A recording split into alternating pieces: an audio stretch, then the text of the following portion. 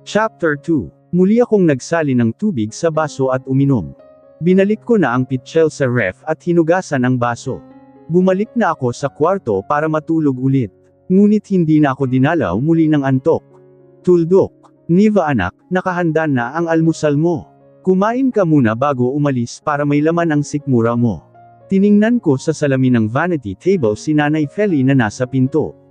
Ngumiti ako sa kanya. Opo Nay, tapusin ko lang po ito. Sige anak. Sinirado na ni Nanay Feli ang pinto.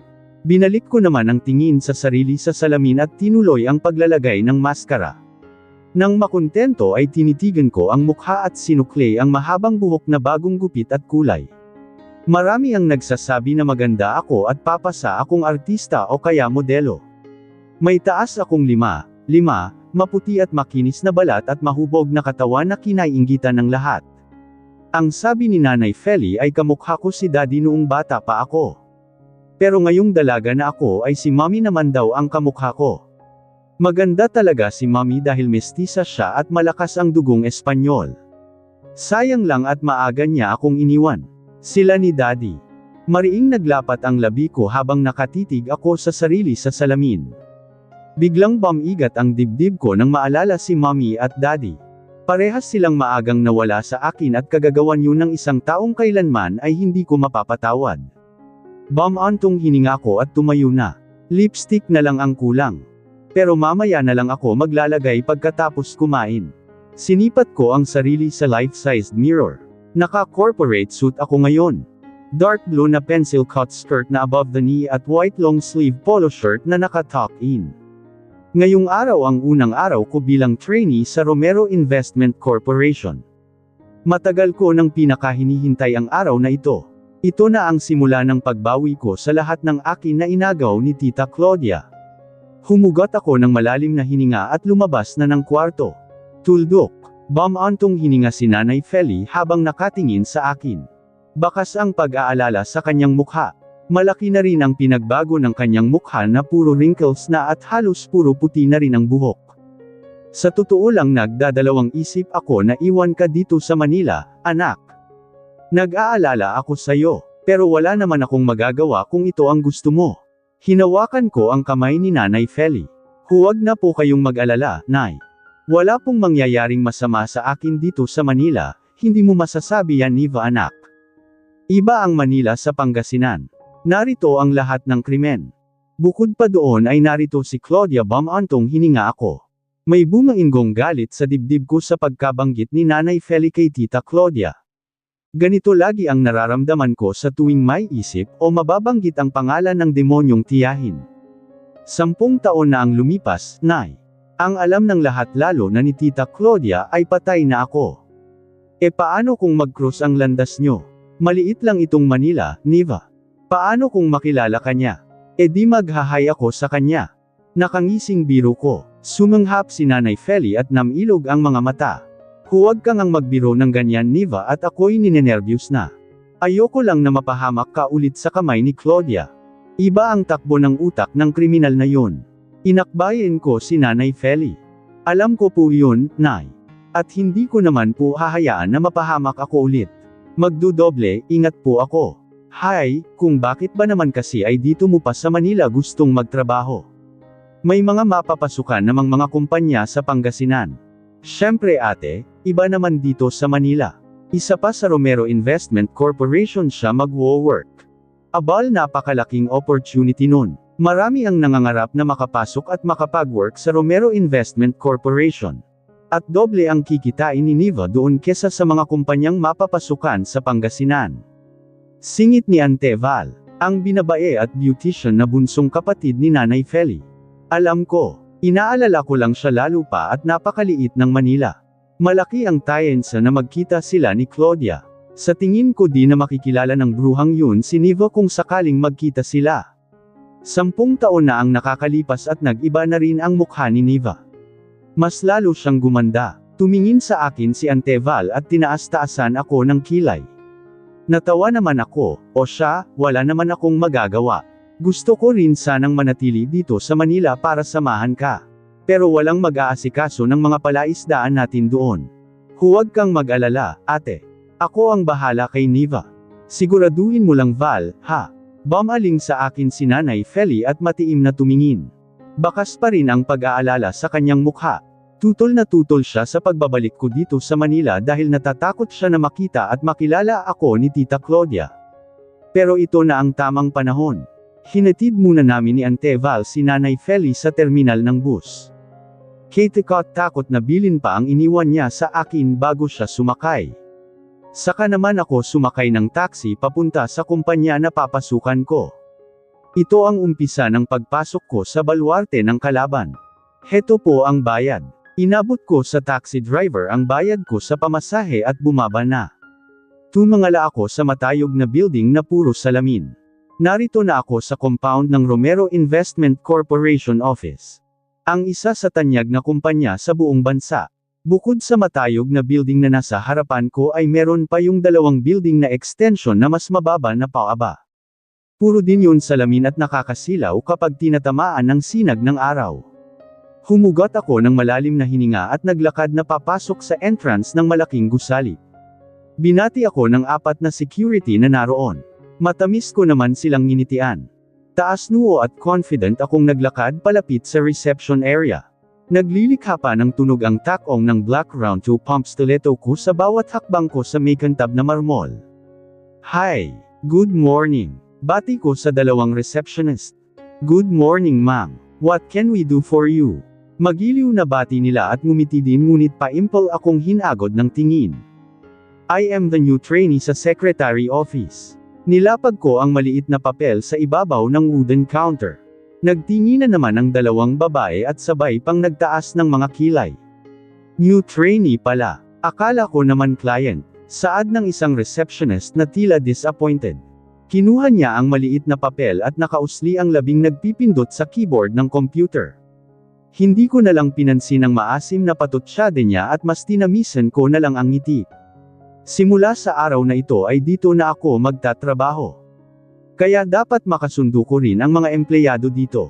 Why are you staring at me? Mataray na ang tono ng boses ng receptionist na Sally ang pangalan ayon sa nameplate na nakalagay sa dibdib ng blazer niya. I'm sorry Miss Sally, I just find you so pretty kasi eh. Actually, may kahawig kang Korean actress na super idol ko. Nagbago ang ekspresyon ng mukha ni Sally at tumaas ang dalawang kilay. Pa-imple niyang dinampyan ng kamay ang pisngi. Really? Yes, actually, marami nga ang nagsasabi na may kahawig akong Korean actress. Ngumiti ako. That's true, Miss Sally. Saka ang smooth tingnan ng skin mo sa face. Very glossy. Can I touch it? Sure. Marahan kong pinindot-pindot ang pisngi niya. Malambot naman talaga yun. Makapal nga lang ang powder na gamit niya. Ang soft, ha? Tapos gusto ko yung shade ng eyeshadow mo. Very natural. Cloud Beauty product yan. Diyan ako nahiyang. Maasim akong ngumiti nang banggitin niya ang brand ng makeup na gamit niya. Tumikim naman ang katabi ni Sally na si Ella. Umawang naman kunwari ang labi ko at tumingin sa ilong niya. Bagong gawa yan. Tanong ko. Namula ang mukha ni Ella. Humajijek naman si Sally. Sabi ko sa iyo Ella, pansinin niyang ilong mo. Bagong gawa nga lang kasi kaya ganito ta. Inis na sabi ni Ella at inirapan pa ako. Nasa healing process pa. Pero for sure naman na maganda ang kalalabasan niyan. Bagay nga sa iyo Talaga? Oo. Magkano yang ganyan? Parang gusto ko rin kasing magpagawa Kaya lang wala pa akong pera. Nako, magpapagawa ka. Ang ganda nga ng ilong mo. Kaya nga, huwag mo nang ipag-alaw yan, baka masira. Hinaplos ko ang tungki ng ilong.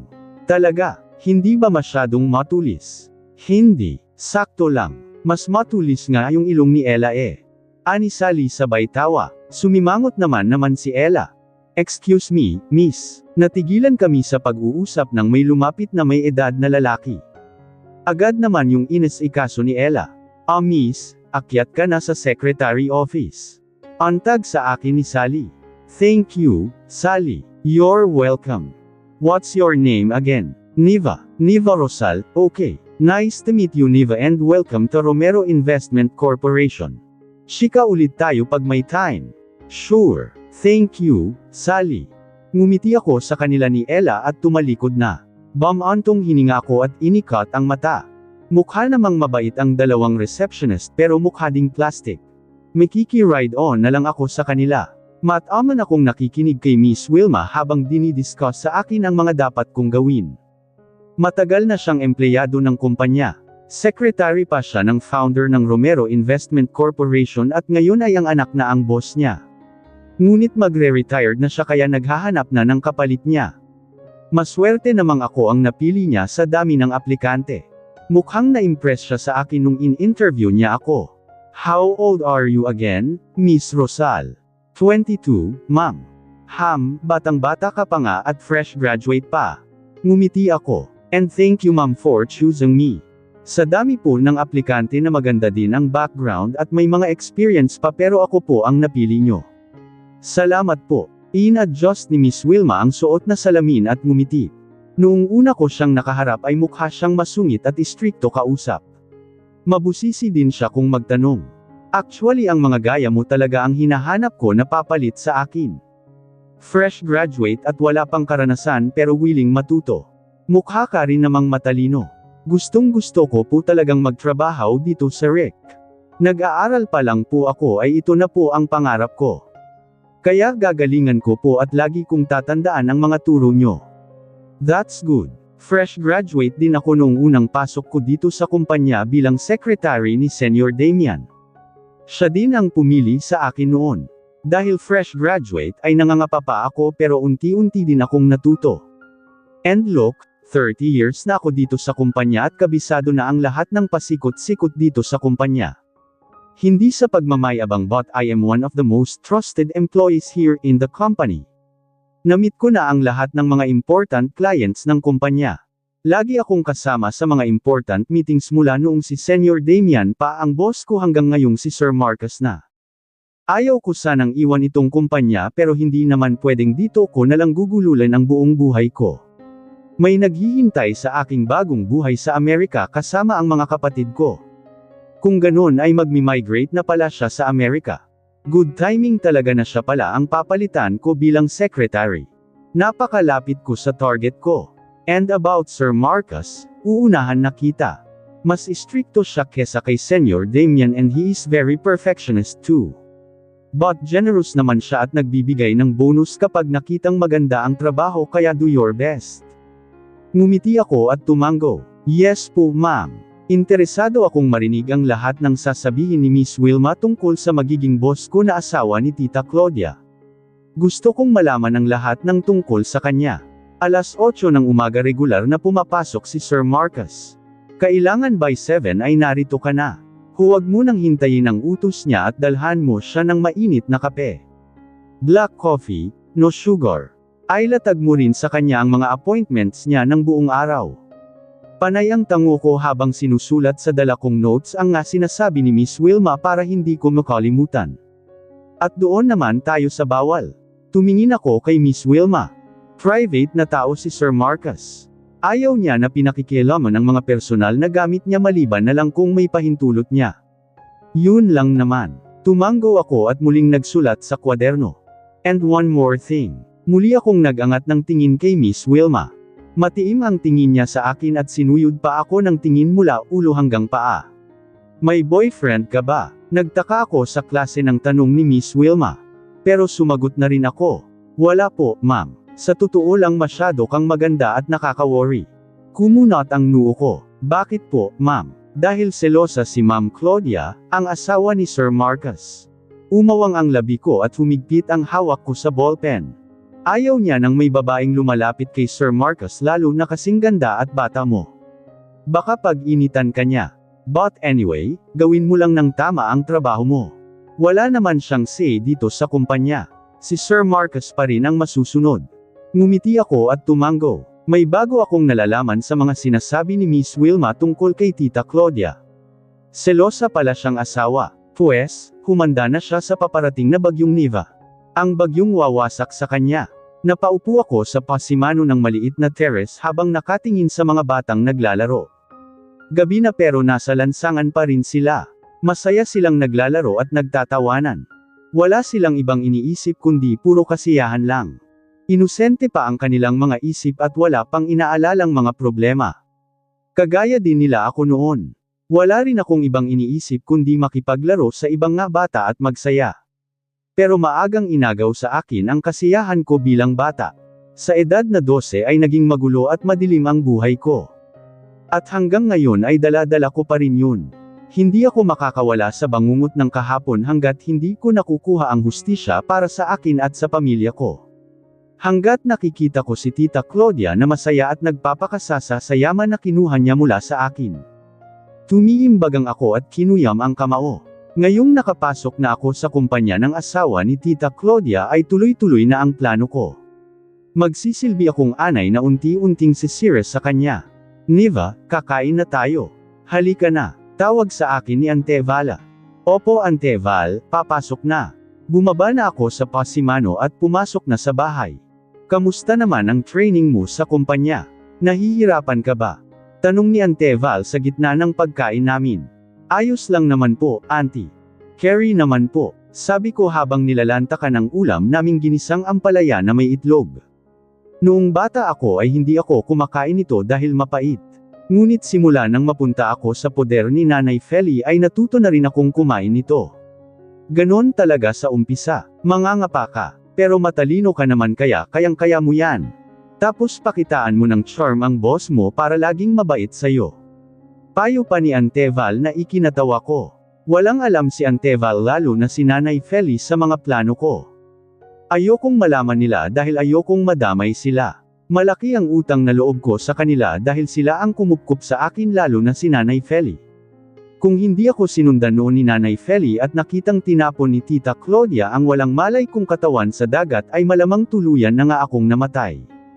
Kaya sagad hanggang buto ang galit ko kay Tita Claudia. Hinding-hindi ko siya mapapatawad. Babawiin ko ang lahat sa kanya at aagawin ang pinaka-importanteng bagay sa kanya. Tumanggaw-tango si Miss Wilma habang tinitingnan ang screen ng computer. Tapos ko nang i-type ang pinapa-type niya sa akin. Very good. Mabilis kang mag-type Miss Rosal. Thank you po ma'am. Anyway, pagkatapos mo dyan ay tawagan mo ang office ni Mr. Sandoval. Confirm mo kung natanggap na nila ang email na pinadala natin sa kanila. Hindi nagre-response Importante yun. Yes ma'am. Tinapos ko na ang ginagawa sa computer para magawa ang sunod na inuutos ni Miss Wilma. Pang-5 araw ko na ngayon sa pagtitraining at unti-unti ko nang nagagamay ang mga trabaho ko. Pero dahil wala pa ang big boss ay hindi pa ganun ka-busy dito sa opisina. Nasa bakasyon pa kasi si Sir Marcus at si Tita Claudia kasama ang nag-iisang anak nilang babae. Hello Sir Marcus. Natigilan ako sa pagtatype at lumingon kay Miss Wilma na kausap si Sir Marcus. Tumingin siya sa akin kaya muli kong tinuloy ang ginagawa. Yes sir, natawagan ko na po si Mr. Nobrales. Nireschedule ko na po ang appointment nyo sa kanya. Tuldok. Yes sir, all is well. Mataman akong nakikinig sa pakikipag-usap ni Miss Wilma kay Sir Marcus habang abala ang mga daliri ko sa pagtatype. Yes sir, it is her 5th day in training. Oh yes. She is good. Hindi ako mapapahiya sa inyo. Okay sir. Tuldok. Thank you and enjoy. Binaba na ni Miss Wilma ang cellphone. Si Sir Marcus ang tumawag. Mapapaaga ang uwi nilang magpamilya. Next week ay uuwi na sila. Tumingin ako kay Miss Wilma. Pagbalik po ba ni Sir, aalis na po agad kayo? Hindi naman agad-agad. Mag-i-stay pa ako ng 2 weeks. So magkakasama pa tayo. Ngumiti ako kay Miss Wilma. Excuse me, iwan muna kita saglit. Pupunta lang ako sa HR department. Sige po, ma'am. Sinundan ko ng tingin si Miss Wilma na lumabas. Bumantong hininga ko at sumandal sa swivel chair. Nalalapit na pala ang pagkikita namin ni Tita Claudia. May kaunting kaba sa dibdib ko pero mas lamang ang galit ko at kagustuhan kong maisakatuparan ang mga plano ko. Mataman kong tinitigan ang isang picture sa screen ng aking cellphone. Nakuha ko yun sa site ng isang sikat na family magazine. Family picture yun ni Tita Claudia. Kasama ang asawa niyang si Marcus at ang 5 taong gulang na anak na babae. Larawan sila ng masyang pamilya. Parehas nakangiti sa camera. Magandang-maganda pa rin si Tita Claudia na mukhang bata pa sa kabila ng edad niyang 36. Pero halata ding salamat Doc siya kaya napanatili ang batang hitsura. Demure din ang dating niya sa suot niyang puting dress na akala mo ay isa siyang mabait na tao at walang kabahid-bahid ng dumi. High school pa lang ako ay nakasubaybay na ako sa buhay ni Tita Claudia sa social media. Naging matunog kasi ang pangalan niya dahil sa beauty product niya na talaga namang sumikat at tinangkilik ng maraming tao. Updated ako lagi sa mga ganap niya sa buhay. Talagang nagpakasasa siya sa kayaman ng pamilya ko. Kung saan saang bansa siya nagta-travel kasama ang mga kaibigan. Namimit ang mga kilalang artista mapalokal man o Hollywood. Laging may bagong designer bag, shoes, clothes at kung ano-ano pa. Nakatira sa isang exclusive subdivision at nagmamay-ari ng multi-million na malaking bahay na alam ko namang galing sa pera ng pamilya ko ang pinambili. Lumago ang kanyang beauty product at nangunguna ng brand ngayon sa bansa. Updated din ako sa love life niya. Kung sino-sino ang naging boyfriend niya. Mga kilalang artista, businessman at politiko. Hanggang sa naging sila ni Marcos Romero. Ang tanyag na businessman. Hindi lang siya sikat dahil isa siyang magaling na businessman kundi sikat din siya dahil sa hitsura niya. Guwapo si Marcos Romero sa tunay na kahulugan. Litaw ang lahing banyaga sa kanya. Panggan ang mukha na napapalibutan ng bigot at balbas.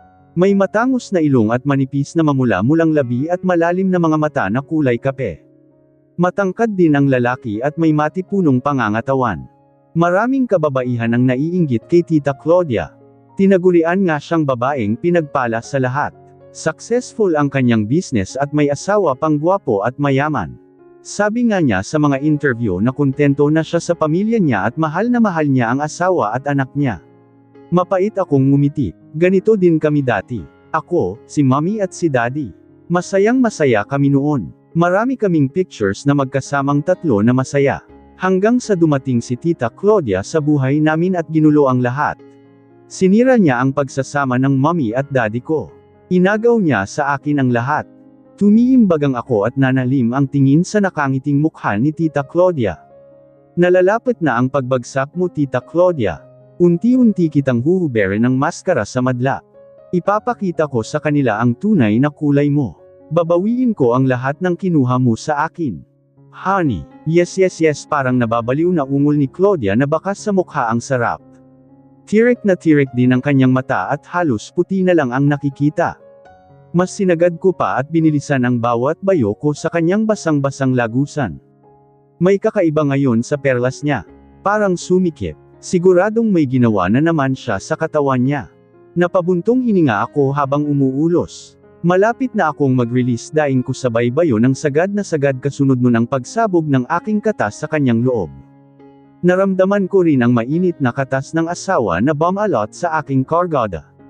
Nanginginig pa ang kanyang katawan at tirik na tirik ang mga mata. Hinugot ko na. Umaasa ako na may mabubuo. I want a son who will carry my name. May anak akong babae at mahal ko siya dahil prinsesa ko siya. Pero iba pa rin ang anak na lalaki. Oh gosh honey, ibang klase ka talaga. Parang nararamdaman ko pa. Sambit ni Claudia na hinihimas ang sarili. Napangisi naman ako at bumangon na sabay dampot ng roba. Wait honey, where are you going? Sa banyo, hon. Maliligo na. Nasalubong ang kilay niya. Are we done? Yes. But honey. Gusto ko pa. Nakakadalawang round pa lang tayo eh. Protesta niya. Antong hininga ako. Mail late na tayo, hon. Nasa helipad na ang piloto at hinihintay niya tayo. Come on get up. Mag-asikaso ka na. Sumimangot si Claudia at nagdadabog na bumangon. Napailing-iling na lang ako at di na pinatulan ang pagdadabog ng asawa. Pumasok na lang ako sa banyo at nilock ang pinto para hindi pumasok ang asawa at mamilit. Ine-expect ko naman na mabibitin siya. Claudia is a very horny woman. I gave her all the attention that she wanted. She is a great woman kahit maraming mga flaws. Kaya namang palampasin basta huwag lang susobra. Daddy. Tumakbo palapit sa akin ang 5 taong gulang kong prinsesa. Bagong bihis na siya at ready nang umuwi ng Pilipinas. Binuhat ko siya at kinarga. Good morning my little Princess Daisy. Hinalikan ko siya sa pisngi. Good morning my handsome daddy. Bibaw niya ring bati at hinalikan din ako sa pisngi. Napangiti ako sa kalamangan niya. Are you excited to go home? Yes, Daddy. I missed Lolo na. Nakangusong sambit pa niya. Natawa naman ako. We will visit Lolo when we get home, okay. Muli kong hinalikan sa pisngi ang anak. Tumanggaw-tango naman siya. Mommy, lumingon ako at nakita ko ang asawa na nakabihis na. May suot siyang dark shade at pulang-pula ang labi. Kulay brown na dress ang suot niya na hakab sa kanyang makurbang katawan. Ngunit ang kanyang malusog na matigas na dibdib ay halos lumuwa naman dahil mababa ang neckline. Matamis siyang ngumiti sa aming mag-ama. Good morning baby, bati ni Claudia sa anak namin at humalik sa pisngi nito pati na rin sa akin. Inihit pa ako ng ubo dahil sa tapang ng pabango niya. Are you okay, honey? Nag-aalalang tanong ni Claudia at humawak sa braso ko. Yes, I'm okay. Pero parang masyado yatang matapang ang pabango mo, hon. Oh really? Banggang launch tong perfume na to ng company and everybody loves it. Masyado lang yatang sensitive ang ilong mo, honey. Natatawang sabi pa niya. Napabuntong hininga na lang ako at hindi na umimik. Wala namang saysay makipagtalo sa walang kwentang bagay lalo pa at matigas naman ang ulo ng asawa. Let's go. Kanina pa naghihintay sa atin ang piloto. Sabi ko at naglakad na palabas ng rest house habang karga si Daisy. Humawak naman sa braso ko si Claudia naman. Anong meron at ayos na ayos ka ngayon, Niva darling? Puna sa akin ni Anteval at hinagod ako ng tingin mula ulo hanggang paa. Tumawa ako. Kung magsalita si Anteval ay akala mo naka-gown ako. Naka-corporate suit lang naman ako na usual kong suot kapag papasok. Yun lang ay mga bagong damit ang suot ko at naka-full make-up ako pero manipis. Ngayong araw na kami maghaharap ng Big Boss. Ang asawa ni Tita Claudia. Kailangan kong magpa-impress sa kanya. Umpisa na ng laban. Ngayon na po kasi kami magkikita ng Big Boss, Anteval. Siyempre kailangan ko pong magpa-impress. Sabi ko at sinuot na ang black round pump stiletto ko. Kaya pala, pero sa histura mo ngayon parang ikaw ang Big Boss, Day. Ngumisi ako. Overdressed po ba ako, auntie? Hindi naman. Over ka lang sa ganda like me. Sabay kaming tumawa ni Anteval at nag-appear pa kaming dalawa. Sinamahan ako ni Anteval sa labas sa may abangan ng taxi. At habang naghihintay kami ay ang dami niyang chika tungkol sa mga customer niya sa salon. Alas 8 pa ang bukas ng salon niya na nasa kabilang kanto lang. Taxi, taxi, dito, tawag at para ni Anteval sa taxi na paparating. Nagmenor naman ang taxi na papalapit sa amin. Pero may dalawang babaeng bagong dating ang akmang lalapit sa taxi pero hinarang sila ni Anteval. Oy, amin yan. Ako ang tumawag ng taxi. Para sa magandang pamangkin ko yan. Magtawag kayo ng inyo. Uunahan nyo pa kami, ha? Umirap ang dalawang babae kay Anteval. Aba, attitude kayong dalawa. Mag-attitude kayo kung magaganda kayo, ha? Binabagay ang attitude sa hitsura. Kung di kayo kasing ganda nitong pamangkin ko wala kayong karapatang mag-attitude. Talakpa ni Anteval sa dalawang babae sabay irap din. Anteval, tama na po yan. Hayaan nyo na po sila.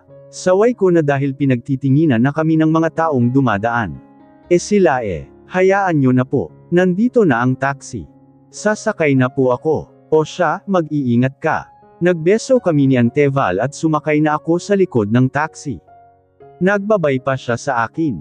Romero Investment Corporation Building po manong. Sabi ko sa taxi driver. Tumanggo naman siya. Sinilip ko ang oras sa suot kong relo. Alas 6:40 na ng umaga. 10 minutes lang naman ang biyahe papunta sa office. Pero kung may traffic ay 15 minutes o mas higit pa ang biyahe. Kailangan lagi akong mauna sa Big Boss. Humugot ako ng malalim na hininga. Mamaya ay makakaharap ko na si Marcus Romero, uumpisahan ko na ang plano ko. Binuksan ko ang bag at kinuha ang maliit na salamin. Tiningnan ko ang mukha. Isa lang ang pinag-aalala ko. Yun ay baka mamukhaan ako ni Tita Claudia. Pero marami namang tao sa mundo ang magkakamukha. Hindi naman niya siguro iisipin na buhay pa ang batang pinatay niya at tinapon sa dagat. Isa pa ay nag-iba na ang mukha ko sa lumipas na 10 taon. Hindi na ako ang 12 anyos na si Vina na patpatin. Puro sungki ang ngipin at may suot na salamin. Ngumisi ako at binalik ang maliit na salamin sa bag. Mag-uumpisa na ang gyera namin ni Tita Claudia. Morning Sir Marcus. And welcome back. Magiliw na bati ni Miss Wilma kay Sir Marcus na bagong dating. Nakaawang naman ang labi ko habang titig na titig sa lalaki. Dahil kung gwapo ito sa mga picture na nakita ko sa social media ay mas gwapo ito sa personal. May kahabaan ang alon-alon niyang buhok na naka-brush up hanggang batok. Makapal ang kilay at malalim ang mga matang hugis almond at kulay kape na nakakatunaw kung tumingin. Matangos ang ilong, pangan ang mukha at manipis na mamula-mulang labi na napapaligiran ng balbas at bigot. Hindi lang din siya matangkad kundi malaki din talagang tao. Malapad ang kanyang balikat at dibdib na humahakab sa suot na puting long sleeve polo. Automatikong bumaba pa ang mga mata ko sa harapan ng suot niyang gray trouser. Nag-init ang mukha ko nang makita ang umbok doon. Tulog pa yon pero mukhang malaki siya. Miss Rosal. Antag sa akin ni Miss Wilma at kinalabot ako sa braso. Tila naman ako nagising sa isang panaginip at doon ko lang napagtantong nasa harapan ko na si Sir Marcus na matamang nakatingin sa akin habang nakakunot ang noo. Nag-init lalo ang mukha ko kasabay ng malakas na pagpintig ng mukha ko. Pinandilatan naman ako ng mata ni Miss Wilma kaya pinormal ko ang mukha at tumayo ng tuwid. Tumikim ako. Good morning sir. I am Niva Rosal, your new secretary. Formal na pagpapakilala ko sa sarili at pilit kong nilalaban ang kaba sa aking dibdib. Nice to meet you Miss Rosal. I hope everything is okay. Tulala ka kanina. Formal na sabi ni Sir Marcus. Kinagat ko ang loob ng pisngi dahil may kakaibang hatid sa akin ang malaki at magaspang niyang boses na parang sensual ang tunog sa aking tenga. Nahihiya akong ngumiti at bahagyang yumuko. I am sorry po sir. Na-starstruck lang po ako sa inyo. Pangarap ko lang po dati na makita kayo sa personal pero ngayon boss ko na po kayo. Ngumisi si Sir Marcus. Bakit ka naman na-starstruck sa akin hindi naman ako artista? Oo nga po, pero isa po kayong magaling na businessman. Idol nga po kayo ng tiyuhin kung nagpalaki sa akin Totoo naman yun. Idol siya ni Anteval at super crush din. Mahinang tumawa si Sir Marcus. Mas gwapo siya lalo kapag tumatawa. I see. But I hope that our relationship at work will be good Miss Rosal. Naging seryoso at formal na ang kanyang mukha. Formal din akong ngumiti. Yes sir. I will do my best po. Good. Tipid niya lang na sambit at pumasok na sa malawak na opisina niya. At hindi lang relasyon sa trabaho magkakaroon tayo Sir Marcus. Sige na Miss Rosal, itimpla muna ng kape si Sir at isunod mo na ang mga schedule niya ngayong araw. Antag sa akin ni Miss Wilma. Oo nga po pala. Yan ang huwag na huwag mong kalimutan tuwing umaga. Magmadali ka na. Tinuro ko naman sa iyo ang tamang timpla. Huwag kang magtatagal dahil siguradong masisermonan ka. Opo. Agad na akong tumalima at pumunta na sa pantry para ihanda ang kape ni Sir Marcus. Here's your coffee sir. Maingat kong nilapag sa table ni Sir Marcus ang bagong timplang kape na umuusok pa. Thank you Miss Rosal. Aniya nang hindi sumusulyap sa akin at focus ang mga mountes sa hawak na mga papeles na dala niya. Mukhang seryosong tao si Marcus Romero. Kailangan makuha ko na agad ang atensyon niya. Tumikim ako. Sir, here's your schedule for today. Tuldok panipit. Tumanggo lang siya at minuwestre ang kamay. 9 o'clock sir may meeting kayo with board members. And before lunch may meeting naman kayo ni Mr. Sandoval. 1:30 PM meron po kayong dadaluhang press conference. Tuldok panipit. Inisa-isa ko ang mga schedule niya ngayong araw pati na ang mga importanteng tawag. Is that all? Nagtaas siya ng tingin sa akin matapos kong i-discuss ang lahat. Sumikdaw naman ang dibdib ko dahil nagtama ang aming mga mata. Yes sir. Okay, thank you Miss Rosal. Binalik na niya ang tingin sa mga papeles. May ipag-uutos pa po ba kayo sir? Oh, pakitawag si Miss Wilma please. May ipag-uutos po ba kayo sa kanya, sir? Pwedeng sa akin yun na lang po ay utos. Parang gusto kong magtampo Ako na ang bagong secretary niya tapos yung luma pa ang hinahanap. M1/8 lang. Tumingin siya sa akin. I will talk to her. Kinagat ko ang loob ng pisngi. Nakaramdam ako ng pagkapahiya. Sige po, tatawagan ko na po siya. Lumabas na ako ng opisina ni Sir Marcus. Miss Wilma, tawag po kayo ni Sir. Antag ko sa dating secretary na nasa harap ng computer. Okay. Tumayo naman siya at naglakad papasok sa opisina. Umupo naman ako sa swivel chair ko at nilapag sa mesa ang notes. Bumantong hininga ako. Mukhang mahihirapan akong kunin ang atensyon ni Marcus. Pero unang araw pa lang naman ng pagsasama namin bilang mag-boss. Kailangan low-key lang ang mga kilos ko at hindi dapat magpahalata. Ngumiti na ako. Gagalingan ko talaga sa trabaho ko para ma-impress ko si Marcus. Claudia, ang bilis nyo namang nakauwi. Akala ko ba 1 month kayo sa France? Umikot ang mata ko at pasalampak na umupo sa couch sabay de 4. Inipit ko ang sigarilyo sa labi at hinithit sabay buga ng usok sa ere. That's what I thought, Jesse. Pero 2 weeks and a half pa lang kami ay bigla na lang nagyaya si Marcus na uuwi na kami. Hindi pa nga ako nakakapag-shopping sa kabilang city eh. Kaya pala nag-aya nang umuwi ang asawa mo dahil nakaramdam. Natatawang saad ni Jessie at sinimsam ang wine sa hawak na kopeta. Hey geez, kahit kailan ay hindi naging issue kay Marcus ang want-to-sawang pag-show shopping ko, no? My husband is so generous to me. Kaya mahal na mahal ko siya. So, lumabas din ang totoo na mahal mo siya dahil sa pera lang niya. Salubong ang kilay na nilingan ko ang kaibigan. Of course not. Tumaas ang isang kilay ni Jessie na parang sinasabing di siya naniniwala sa sinabi ko. Inikat ko ang mga mata at nagpakawala ako ng malalim na hininga. Well, isa sa mga minahal ko ay ang pera niya. Di naman mawawala yun. Pero bukod sa pera niya ay mahal na mahal ko si Marcus and you know that.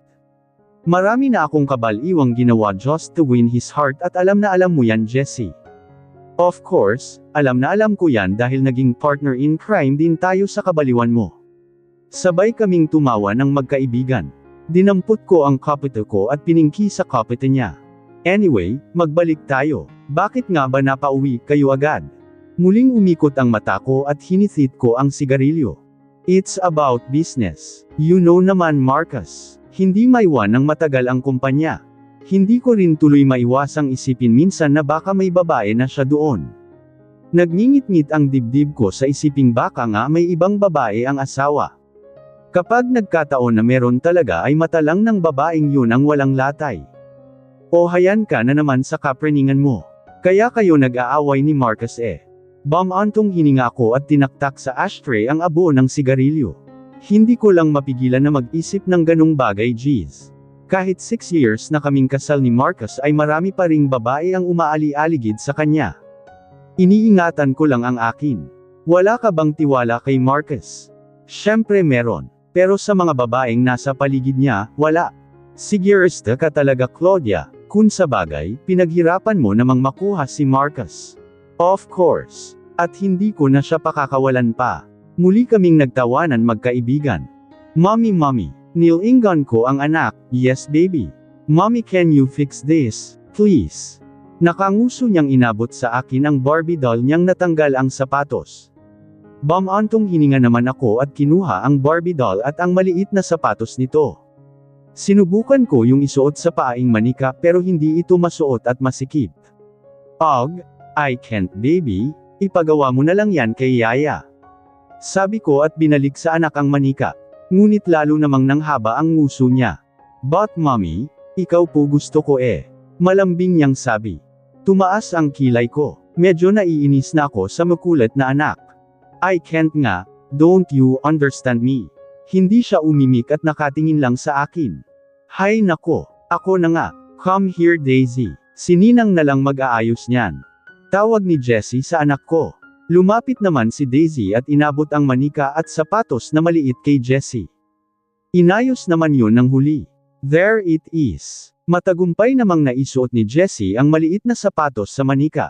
Matamis nang ngumiti ang anak ko at kinuha na ang manika niya. Thank you po, Ninang. You're welcome baby girl. Tumingin sa akin si Daisy. Look mommy, ang galing po ni Ninang. Tumalikod na si Daisy at lumabas na ng lanay dala ang manika. Ito naman, naglalambing lang ang anak mo eh. Ang kulit eh. Alam mo naman na ayoko sa lahat ng makulit. Maiksi ang pasensya ko. Mabuti at hindi nagagalit si Marcus na mabilis kang mina sa anak nyo. Siyempre di ko pinapakita sa kanya, ano ka ba? Mahal na mahal ni Marcus ang batang yan. And you. Of course, mahal na mahal ko rin si Daisy. She's my daughter. Nagtitigan kami ni Jessie. May laman ang titig namin sa isa't isa. Nagbawi na ako ng tingin at bumantong hininga. Dinutdat ko na sa ashtray ang upos ng sigarilyo. Sinilip ko ang oras sa suot na relo. Mag-10 na pala. Let's go Jeez. Sumama ka na lang sa akin sa office. Ngayon ang dating ng bagong endorser ng new product ko. Tumayo na ako at sinukbit ang designer bag sa balikat.